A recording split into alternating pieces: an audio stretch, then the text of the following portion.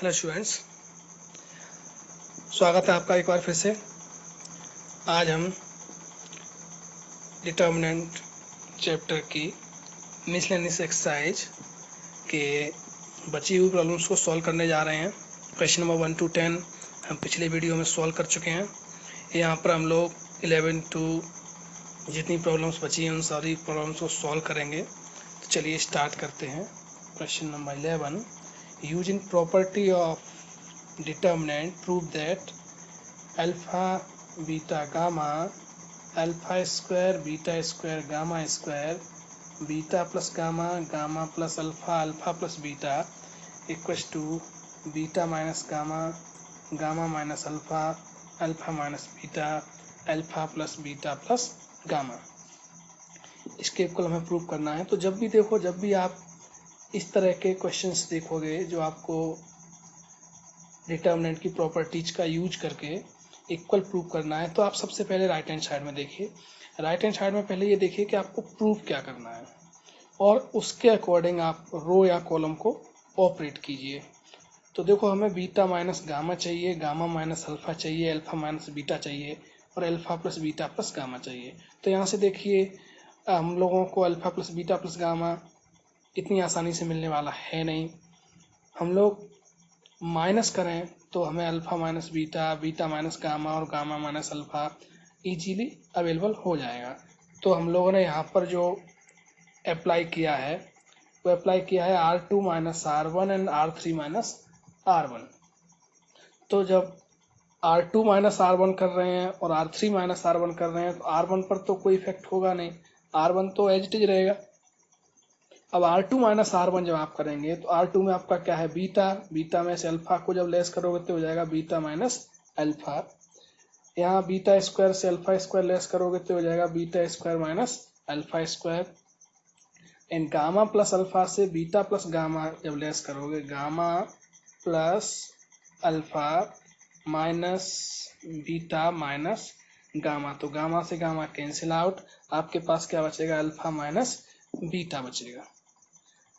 Next R3 minus R1 जब आप लोग करोगे तो R3 आपका, R3 में से R1 लेस करोगे तो gamma minus alpha, gamma square minus alpha square. और यहाँ पर आपका R3 यानी alpha plus beta, alpha plus beta में से आप माइनस बीटा माइनस गामा, तो बीटा से बीटा कैंसिल, आपके पास बचेगा अल्फा माइनस गामा।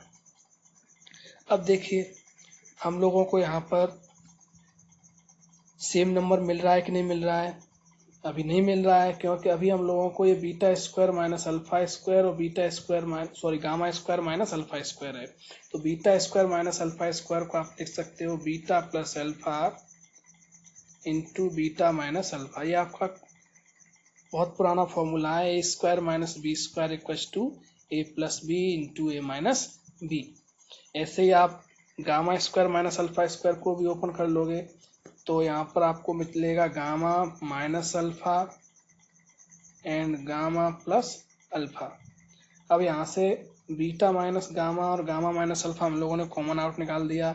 R2 से बीटा माइनस अल्फा निकाला और R3 से गामा माइनस अल्फा। यहाँ पर इसको बीटा माइनस अल्फा करने के लिए माइनस कॉमन लेना पड़ेगा और यहाँ से भी माइनस कॉमन लेना पड़ेगा। तो यहाँ पर बचा -1 -1, ये आपका पूरा कॉमन आउट चला गया, 1 1 बचा। ये आपका बीटा माइनस अल्फा बाहर चला गया, यहाँ बीटा प्लस अल्फा बचा और गामा माइनस अल्फा बाहर कॉमन चला गया तो आपका गामा प्लस अल्फा बचा। गामा माइनस अल्फा आपका बाहर आ गया तो गामा प्लस अल्फा बचा। अब जब हम लोगों को सेम वैल्यू कहीं मिल जाए तो कोशिश करेंगे हम लोग हमेशा कि इनको 0 बना लिए जाए। तो यहाँ पर अगला जो ऑपरेशन अप्लाई किया है वो है R3 माइनस R2। तो R3 माइनस R2 जो हम लोग करेंगे तो देखिए R3 माइनस R2, तो आपका फर्स्ट रो तो एज इट इज रहेगा। यहाँ देखिए 1 माइनस 1, 1 माइनस 1 क्या हो जाएगा, R3 में आपका alpha, alpha square and beta plus gamma 1 beta plus alpha -1। अब R3 माइनस R2 करेंगे तो 1 माइनस 1 ये क्या हो जाएगा, 0। यहाँ आपका बचेगा, माइनस कीजिए, गामा प्लस अल्फा से बीटा प्लस गामा जब माइनस करेंगे तो ये बचेगा आपका गामा माइनस बीटा और -1 तो ये भी क्या हो जाएगा 0। चलिए देखते हैं, ये आपके पास ये बचा, ये R1 R2 as it is है, R3 आपकी ये बच रही है यहाँ पर। अब हम लोगों को जब एक्सपेंड करना होता है तो किसी ऐसे रो और या ऐसे कॉलम के लिए एक्सपेंड कीजिए जिससे आपको कैलकुलेशन आसानी से हो जाए। तो हम देख रहे हैं R3 में 2 जीरो हैं, तो कैलकुलेशन बड़े आसानी से हो जाएगी। साइन सिस्टम आपको बता दिया है, plus minus plus minus plus minus plus minus plus. आप जो एलिमेंट वाला जो मेथड है -1 का पावर जो करते हैं उसी से इसको हमने जनरेट किया है, तो ये आसान रहे थोड़ा समझने के लिए। तो जब जीरो के लिए ओपन करेंगे तो सब जीरो ओपन करने की जरूरत ही नहीं है। इस जीरो के लिए ओपन करेंगे तो ये भी जीरो, तो आपको केवल गामा माइनस बीटा के लिए इसको ओपन कर देना है। इसके लिए सॉरी ऐसे जब इसको ओपन करेंगे तो यहाँ से देखिए गामा माइनस बीटा, ये नंबर आपका पूरा बाहर ही रहेगा एज इट इज, लेकिन इसका साइन किसका आएगा, माइनस का आएगा।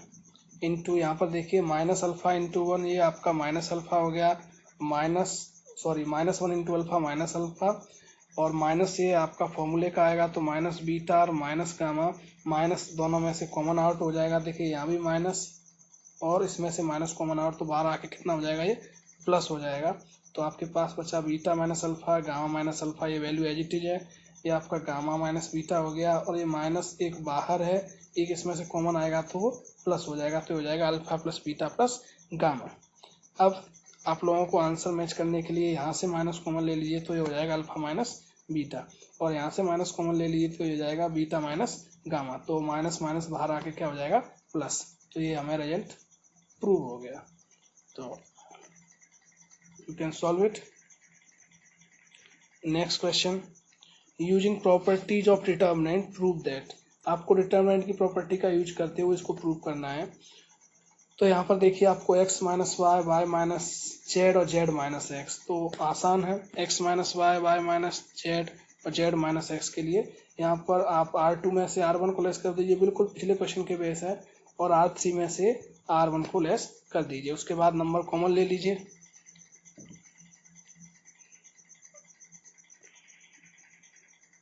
यहाँ से देखिए R2 माइनस R1 जब आप लोग करेंगे तो होगा y minus x, y square minus x square. जब R2 में से R1 लेस करेंगे यहाँ पर तो 1 माइनस 1 कैंसिल हो जाएगा, t आपका कॉमन आ जाएगा, y cube minus x cube.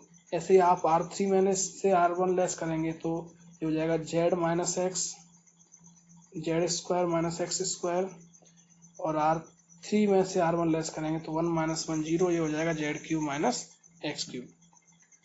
अब आप जो आपका रो सेकंड है उसमें y minus x y square minus x square का फैक्टराइजेशन कर देंगे, y minus x and y plus x, और ये y cube minus x cube, a cube minus b cube का formula, a cube minus b cube का formula, तो ये हो जाएगा y minus x into y square plus x square plus x y, bracket close. तो यहाँ से देखिए ये वाला जो बाद का नंबर मैंने लिखा वो तो यहाँ लिखा हुआ है, और ये y माइनस एक्स आपका बाहर कॉमन आ गया। सेम कंडीशन आपकी रो 3 में एप्लीकेबल होंगी, z minus x as it is, z square minus x square को आप फैक्टराइजेशन कर देंगे, और z cube minus x cube का भी आप फैक्टराइजेशन कर देंगे। अगला देखिए हम लोगों को 2 1 मिल चुका है, तो यहाँ से हम लोगों ने R3 माइनस R2 अप्लाई कर दिया, तो इससे हमें 0 मिल जाएंगे। तो R3 माइनस R2 किया तो हम लोगों को यहाँ ये मिला। अब इसको हम लोग यहाँ से जो कॉमन वैल्यू अगर मैं कुछ दिखा दे कि ये जेड माइनस वाई है, यहाँ भी जेड माइनस वाई है, तो जेड माइनस वाई हम लोगों ने कॉमन ले लिया। उसके बाद R3 के अलोंग एक्सपेंड कर दिया। R3 के अलोंग जब एक्सपेंड करेंगे हम लोग तो 0 के लिए तो सब 0 हो जाएगा, फिर -1 इसके लिए जब आप लोग एक्सपेंड करोगे तो ये रो कॉलम हाइड हो जाएगा। यहाँ पर आपका मल्टीप्लाई करेंगे p into x y square x cube plus x square y. और यहाँ जब माइनस करोगे आप लोग तो ये आपका हो जाएगा, देखिए एक माइनस, इसने पूरे को ब्रैकेट को ओपन कर दिया है, तो एक माइनस तो आपका इसका और एक माइनस फॉर्मूले का, तो इसने यहाँ पर इसको क्या कर दिया है, प्लस कर दिया है। अब अगला एलिमेंट है आपका ये वाला, इसके लिए जब आप ओपन करोगे तो होगा वाई, ऐसे x y plus x square and minus x square. तो minus x square plus x square cancel, क्या बचा, केवल एक्स वाई बचा। इसको हम लोग आगे कैलकुलेट करेंगे। ब्रैकेट ओपन कर दिया, ब्रैकेट ओपन करने के बाद देखिए p x y square cancel out, p x square y cancel out, p x cube cancel out, आपके पास बचा 1 plus p x y z. So you can solve it easily. Question number 13 आप लोग try कर लेंगे। यहाँ से देखिए C1 plus C2 plus C3 हो गया, तो आपको A plus B plus C मिल गया। अब A plus B plus C आपको मिल जाएगा तो सेम नंबर आप कॉमन आउट भी कर सकते हो, क्योंकि आपको राइट हैंड साइड में A plus B plus C चाहिए। A plus B plus C common out, तो आपके पास यहाँ 1 1 1 बचा। जैसे 1 1 1 मिले तो आपको थोड़ा खुश हो जाना चाहिए, क्योंकि अब आप इसको आसानी से जीरो बना सकते हो। तो R2 minus R1 and R3 minus R1, तो ये दोनों एलिमेंट्स क्या हो जाएंगे, जीरो हो जाएंगे। फिर आप इसको कॉलम 1 के लिए एक्सपेंड कर देंगे, तो कॉलम 1 के लिए एक्सपेंड करोगे तो ये नंबर आपका बचेगा 2A प्लस B का मल्टीप्लाई होगा 2C प्लस A में, एंड A माइनस C का मल्टीप्लाई होगा A माइनस B में। मल्टीप्लाई करने के बाद इसको आप ओपन कर दोगे और कैलकुलेट करोगे तो आपको वैल्यू मिल जाएगा। Question number 14 property of determinant हमको यूज करना है और यूज करके प्रूव करना है कि किसके इक्वल है, 1 के इक्वल है। सॉरी, ये किसके इक्वल है, 1 के इक्वल है। तो प्रॉपर्टीज हमें यहाँ पर भी यूज करनी है। अब देखिए ज़्यादा से ज़्यादा जीरो हम कैसे बना सकते हैं, R3 में से R1 का ट्रिपल घटा दें और R2 में से R1 का डबल घटा दें, तो हमें जीरो बन जाएंगे। देखिए यही हम लोगों ने यहाँ पे किया है, R2 माइनस 2R1, R2 में से R1 का क्या घटाया है हमने, double, and R3 minus 3R1। तो R2 माइनस 2R1 ये 2 है, इसमें से 1 का डबल यानी ये क्या हो गया, जीरो। अब 3 प्लस 2P है, इसमें से ये 3 प्लस 2P है, इसमें से 1 प्लस P का डबल यानी माइनस 2P। तो 2P से 2P कैंसिल आउट, आपके पास कितना बचा, 1 बचा। अब ऐसे ही आपका ये नंबर है 4 प्लस 3P प्लस 2Q, इसमें से आपने R1 का डबल घटाया यानी माइनस 2P माइनस 2Q, तो 2Q से 2Q कैंसिल, यहाँ पर आपके पास बचा 4 माइनस 2 2 और 3P minus 2P P। Same condition R3 minus 3R1, इसको भी हम लोग यहाँ से 3 माइनस 3 टाइम R1 यानी जीरो हो गया ये। तो ऐसे ही 6 प्लस 3 पे इसका 3 टाइम लेस करेंगे तो ये भी सॉल्व करके 3 आ जाएगा, और इसमें से इसका 3 टाइम घटाएंगे तो ये सॉल्व करके हो जाएगा आपका 7 प्लस 3P। ये आपको कैलकुलेट करना है, अच्छे से कैलकुलेट कीजिएगा। अब देखिए आप चाहें तो इसको यहाँ से एक्सपेंड कर सकते हैं C1 के लिए, लेकिन इसको और छोटा करने की कोशिश की गई है, क्योंकि R3 माइनस 3R2, ये 3 है ये 1 है, देखिए ये 1 है ये 3 है, तो इसमें से इसका ट्रिपल घटाएंगे तो एक जीरो और बन जाएगा, तो हमारी कैलकुलेशन और ज़्यादा आसान हो जाएगी। तो वही यहाँ पर किया गया है। तो इसका 3 टाइम जब लेट करेंगे तो ये जीरो हो गया, और इसमें से 7 प्लस 3P से 2 प्लस P का 3 टाइम यानी -6 माइनस 3P, तो 3P कैंसिल आउट, आपके पास कितना बचा, ओनली 1 बचा। अब इसको C1 के अलोंग एक्सपेंड कर देंगे तो ये रो कॉलम हाइट आपके पास 1 माइनस 0, तो 1 माइनस 0 आपका आंसर कितना आ गया, 1 आ गया। Question number 15 using properties of determinant prove that this determinant equals to 0। तो देखिए यहाँ पर ट्रिग्नोमेट्रिक फंक्शंस आ गए हैं, तो थोड़ा आप लोगों को केयरफुल रहना है। चलिए स्टार्ट करते हैं, डरना नहीं है।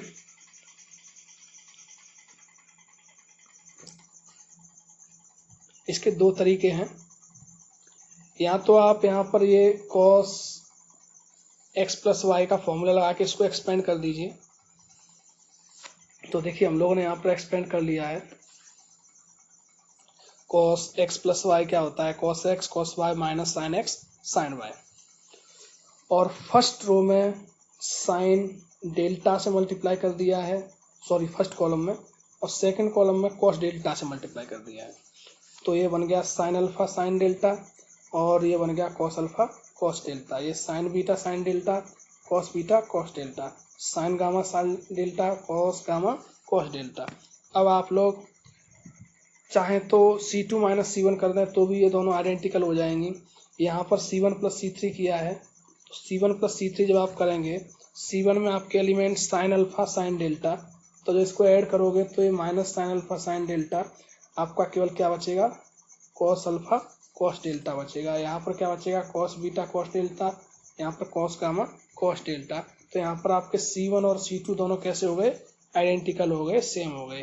तो जो दो कॉलम या दो रो किसी भी डिटर्मिनेंट की अगर जीरो हैं तो उसका सेम है, तो उसका वैल्यू क्या होता है, जीरो। सॉरी, मैं अपनी बात पुनः दोहराता हूँ। अगर किसी भी डिटर्मिनेंट के दो रो या दो कॉलम आइडेंटिकल हैं, सेम हैं, तो उस डिटर्मिनेंट का वैल्यू क्या हो जाता है, जीरो हो जाता है। Now question number 16, solve the system of equations. अब इसमें देखिए थोड़ा सा चेंज है, यहाँ पर 1/x 1/y 1/z। Question same है, क्वेश्चन में कोई दिक्कत नहीं है, आप मैट्रिक्स मेथड इसमें आपको अप्लाई करना है। लेकिन 1/x कर दिया है तो 1/x को हम कुछ और लेट कर लेंगे, यहाँ पर p लेट कर लिया, 1/y को क्या लेट कर लिया, q, और 1/z को क्या लेट कर लिया, r लेट कर लिया। तो देखिए जब आप 1/x को p लिखोगे तो हो जाएगा 2p plus 3q plus 10r equals to 4। अगला हो जाएगा 4p minus 6q plus 5r equals to 1, और नेक्स्ट हो जाएगा 6p plus 9q minus 20r equals to 2। The system can be written in the form ax equals to b। ax equals to b क्या है आपका, matrix method में हम लोग इसको लिख देंगे। तो कोफिशिएंट मैट्रिक्स हो गया आपका ये आपका कोफिशिएंट मैट्रिक्स हो गया, बी किसका मैट्रिक्स हो गया आपका, वेरिएबल्स का मैट्रिक्स हो गया, सॉरी एक्स वेरिएबल्स का मैट्रिक्स हो गया, और बी आपका जो इक्वल में जो नंबर्स हैं। देखिए यहाँ पर इस साइड में वेरिएबल क्या है, इसमें पी क्यू आर, और जो कोफिशिएंट मैट्रिक्स होगा वो इसके साथ में जो कोफिशिएंट हैं 2 3 10 4 -6 5 6 9 -20, और बी आपका हो जाएगा 4 1 2।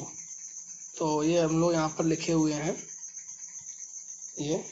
अब हम लोगों को इसका इन्वर्स चाहिए, तो सबसे पहले क्या निकालेंगे, डिटर्मिनेंट।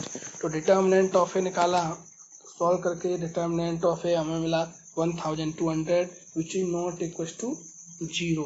अगर 0 के इक्वल ये नहीं है तो एक कैसा होगा, सिंगुलर मैट्रिक्स होगा। Inverse of A, it's inverse exist, ठीक है। इनवर्स क्या होगा इसका, ए इनवर्स एग्जिस्ट होगा। अब ए इनवर्स निकालना है तो हमें एडजॉइंट निकालना पड़ेगा। एडजॉइंट के लिए क्या निकालना है, कोफैक्टर। तो कोफैक्टर्स हम लोगों ने इसके निकाले, a11 a12 a13 a21 a22 a23 a31 a32 a33। और जब एडजॉइंट में आप इनको लिखेंगे तो रो को किस में लिख देना है, कॉलम में, ऐसे लिख देना है इसको। ये जो आपका है ऐसे लिखा जाएगा 75 110 72, और ऐसे ही second row and third row. Now a inverse equals to 1 by determinant a into adjoint a. तो 1 बाय डिटर्मिनेंट ए आपने ऐसे ही सामने रख दिया है। अब x equals to A inverse भी हम लोग जानते हैं, मैट्रिक्स मेथड से पढ़ चुके हैं। अब यहाँ से रो का मल्टीप्लाई आप किस में करोगे, कॉलम में। जब रो का मल्टीप्लाई कॉलम में करोगे तो यहाँ से आप इसको 75 इंटू 4 यानी 300, 150 इंटू 1 यानी 150, 75 इंटू 2 मीन्स 150। तो आपका कितना हो गया, 600 हो गया। सेकेंड रो को कॉलम में मल्टीप्लाई करेंगे तो आपका 400 हो जाएगा। थर्ड रो को कॉलम में मल्टीप्लाई करेंगे तो 240 हो जाएगा। तो जब आप इसको सॉल्व करोगे तो इक्वेट करोगे यहाँ पर जो वैल्यू है पी क्यू आर से, तो पी का वैल्यू आपको 1/2, क्यू का वैल्यू 1/3 और आर का value 1/5।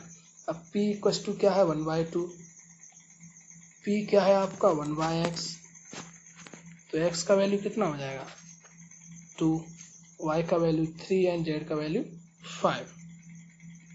Now we solve question number 17। Choose the correct answer.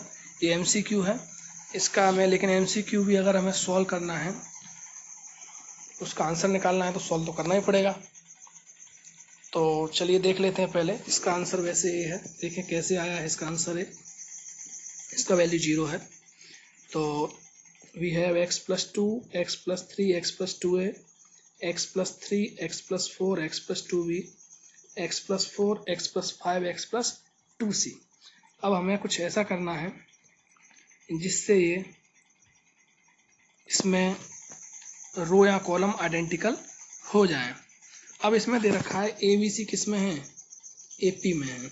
अब ए बी सी एपी में है तो एपी आप लोग क्लास 11 में पढ़ चुके हैं। अगर ए बी सी एपी में है तो b - a = c - b। It means b को इधर लाइए तो 2b = क्या हो जाएगा आपका a + c। तो यहाँ पर 2b के प्लेस पर क्या लिख लिया, a + c लिखा है हम लोगों ने। Now r1 - r2 and r2 - r3। अब r1 में से r2 को जब आप लेस करोगे, r1 आपका ये है, x + 2 में से x + 3 जब लेस करोगे तो कितना बचेगा -1, x + 3 में से x + 4 लेस करोगे तो भी कितना बचेगा -1, और x + 2a से x + a + c लेस करोगे तो कितना बचेगा a -c। r3 - r2, तो x + 4 में से x + 3 लेस करोगे तो कितना बचेगा 1, x + 5 में से x + 4 लेस करोगे तो भी 1 बचेगा, एंड x + 2c में से x + a + c लेस करोगे तो c - a बचा। अब देखिए यहाँ पर आपको ये नंबर सेम दिख रहे हैं। जब सेम नंबर दिखें तो लेस कर दो जिससे ज़्यादा से ज़्यादा जीरो बन जाएं, या फिर आप जो है ये 1 है और ये -1 है तो इनको ऐड करने से भी 0 हो जाएगा। तो देखिए यहाँ पर हम लोगों ने r1 और r3 को क्या कर दिया है, ऐड कर दिया है। तो -1 + 1 0, -1 + 1 0, इधर c - a और a - c, ये भी क्या हो गया 0। If all the elements of any row or any column are 0, then the value of determinant is 0. So A is the correct answer. Now question number 18. Choose the correct answer. If x, y, z are non-zero real numbers, then inverse of A जो matrix है आपका ये है, इसका inverse चारों में से क्या होगा। तो सिंपली आपको इन्वर्स फाइंड करना है। तो इन्वर्स फाइंड करने के लिए आपको इसका डिटर्मिनेंट निकालना है, और A inverse = 1/डिटर्मिनेंट A multiply with adjoint A। तो इसको आप लोग यही किया गया है, आप लोग इसको सॉल्व कर लोगे। एडजॉइंट निकाला है, फिर A इन्वर्स का फॉर्मूला लगाया, तो A इन्वर्स का फॉर्मूला लगाने से आपको जो वैल्यू मिला, तो इसका करेक्ट आंसर यहाँ से क्या बना, A बना। आपको इसको सॉल्व करना है। Question number 19। Choose the correct answer. A = 1 sin θ1 - sin θ1 sin θ -1 - sin θ1, where θ lies between 0 to 2n, then determinant of A 0, determinant of A belongs to 2 to infinity, determinant of A belongs to 2 to 4, and determinant of A belongs to enclosed interval 2 to 4।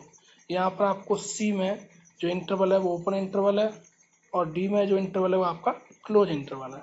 तो simply हमें ए का determinant find करना है, और उसकी help से देखना है कि ये डिटर्मिनेंट कहाँ बिलोंग कर रहा है। तो डिटर्मिनेंट ऑफ ए आपने ओपन कर दिया है पहली रो के लिए, तो 1 के लिए जब ओपन करेंगे तो 1 + sin² θ हो जाएगा, -sin θ के लिए ओपन करेंगे तो -sin θ + sin θ, यानी ये एलिमेंट क्या हो गया 0 हो गया। 1 के लिए जब आप ओपन करोगे तो रो और column height sine square theta plus 1। अब देखिए यहाँ पर बचा आपका 1 प्लस साइन स्क्वायर थीटा 1, ये यानी 2 प्लस 2 साइन स्क्वायर थीटा यानी 1 प्लस साइन स्क्वायर थीटा। अब आपको यहाँ पर एक कंडीशन दे रखी है। कंडीशन क्या है कि जो थीटा का वैल्यू है वो 0 से 2n के बीच में लाई कर रहा है। तो देखिए यहाँ से हम लोग थीटा का वैल्यू 0 से 2n के बीच में लाई कर रहा है, सॉरी 2 पाई के बीच में। तो आपका साइन थीटा कहाँ लाई करेगा? साइन थीटा जो आपका है, साइन थीटा का मैक्सिमम वैल्यू क्या होता है? 1, और मिनिमम वैल्यू क्या होता है? 0। तो साइन थीटा का वैल्यू कहाँ लाई करेगा? 0 से 1। साइन स्क्वायर थीटा का वैल्यू आपका कहाँ लाई करेगा? 0 to 1। तो 1 प्लस साइन स्क्वायर थीटा आपका 1 दोनों साइड में ऐड किया हम लोगों ने। यहाँ देखिए साइन स्क्वायर थीटा का जो आपका जो वैल्यू होगा, मैक्सिमम वैल्यू आपका 1 होगा, मिनिमम वैल्यू क्या होगा आपका? 0 होगा। तो 1 प्लस साइन स्क्वायर थीटा का मिनिमम वैल्यू 1 हुआ, मैक्सिमम वैल्यू 2 हुआ। तो इसमें 2 से मल्टीप्लाई किए हम लोग, 2 से मल्टीप्लाई करेंगे तो 2 1 प्लस साइन स्क्वायर थीटा का जो मिनिमम वैल्यू है वो 2 है और मैक्सिमम वैल्यू कितना है? 4 है। तो इसका करेक्ट आंसर क्या है आपका? डी। तो स्टूडेंट्स, आज हम लोगों ने चैप्टर नंबर 4 को फिनिश कर लिया है। आशा करता हूँ आप लोगों को